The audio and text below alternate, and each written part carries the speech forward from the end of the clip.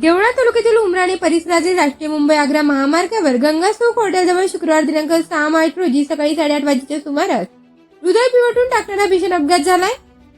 या दुर्दैवी अपघातात एकाच कुटुंबातील तिघांचा मृत्यू झाल्याने परिसरात शोककळा पसरली असून 3 जण गंभीर जखमी झाले आहेत. मिळालेल्या प्राथमिक माहितीनुसार नाशिककडून मालेगावच्या दिशेने जात असलेली टाटा पंच ही कार अचानक चालकाचा ताबा सुटल्याने नियंत्रणाबाहेर गेली. त्यानंतर गाडी रस्त्याच्या कडेला जाऊन भीषणरित्या पलटी झाली. अपघात इतका गंभीर होता की गाडीचे चारही टायर वरच्या दिशेला गेले आणि काही क्षणातच आनंदाचा प्रवास दुःखद दुर्घटनेत बदलला. या अपघातात चालक दीपक किशोर निभाडे वय वर्ष 38, त्यांचा लहान मुलगा प्रथमेश दीपक निपाडे वय वर्ष 4 आणि त्यांची बहीण अंकिता किशोर निपाडे यांचा दुर्दैवी मृत्यू झाल्याचे वृत्त मिळत आहे. एका निष्पाप 4 वर्षाच्या चिमुकल्यासह तिघांचा मृत्यू झाल्याने हळहळ व्यक्त होत आहे. तर चालकाचे काका काकू आणि पत्नी हे गंभीर जखमी झाले असून त्यांच्यावर सध्या उपचार सुरू आहेत.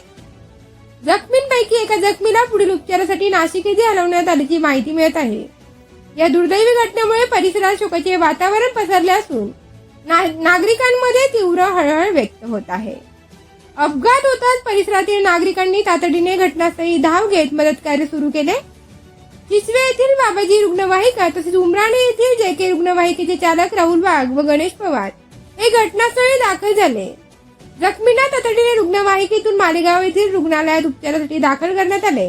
त्यात 3 जणांचा मृत्यू झाल्याची माहिती मिळाली आहे. या दरम्यान राष्ट्रीय मुंबई-आग्रा महामार्गावरील वाहतूक दिवसेंदिवस बेशिस्त होत असल्याची तक्रार नागरिकांकडून व्यक्त होत आहे.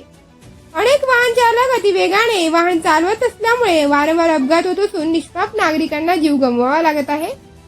त्यामुळे प्रशासनाने या गंभीर बाबीकडे तातडीने लक्ष देऊन महामार्गावर गती नियंत्रित करणारे कॅमेरे बसवावे तसेच वाहतुकीवर कडक नियंत्रण ठेवून योग्य शिस्त लावावी अशी मागणी परिसरातील नागरिकांकडून होत आहे.